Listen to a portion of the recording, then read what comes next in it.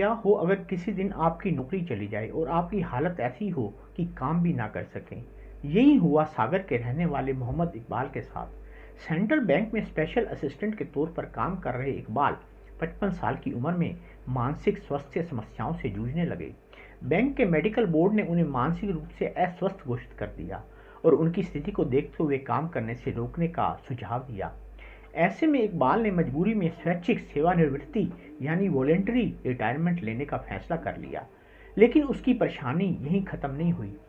जब उसने वीआरएस लिया तो उसके मन में एक उम्मीद थी कि उसके बेटे बिलाल अख्तर को अनुकंपा नियुक्ति मिल जाएगी ताकि परिवार की आजीविका चलती रहे।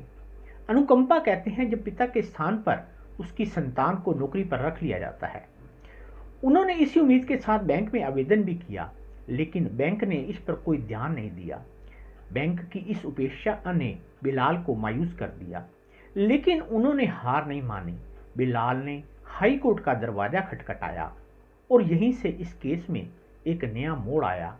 पर इस पर आगे चर्चा करने से पहले मैं आप सबसे एक अनुरोध करूंगा कि अगर आप इस चैनल पर नए हैं तो कृपया चैनल को सब्सक्राइब करें ताकि हमारे आने वाले हर एक वीडियो की नोटिफिकेशन आपको तुरंत मिल सके। हाँ, तो मैं बात कर रहा था, जब बिलाल ने हाई कोर्ट में गुहार लगाई तो क्या हुआ।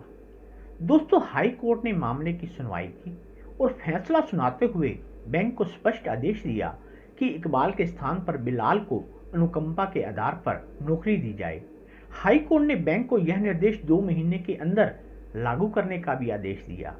यह आदेश किसी राहत से कम नहीं था, खासकर तब जब बैंक ने पहले इसे नजरअंदाज कर दिया था। टाइम्स ऑफ इंडिया की रिपोर्ट के अनुसार इकबाल को न्यूरोलॉजिकल बीमारी है, जिसके चलते उसकी स्थिति काम करने लायक नहीं रही। हाई कोर्ट के इस फैसले ने न केवल इकबाल के परिवार को राहत दी है, बल्कि इस बात पर भी जोर दिया है कि कर्मचारियों और उनके परिवारों के अधिकारों की सुरक्षा होनी चाहिए। अब बैंक के पास 2 महीने का समय है और सभी की नज़र इस पर है कि क्या बैंक इस आदेश का पालन करेगा। देखते हैं ऊंट किस करवट बैठता है, और अगर ऐसा होता है तो यह दूसरे कर्मचारियों के लिए भी बहुत ही हेल्पफुल होगा।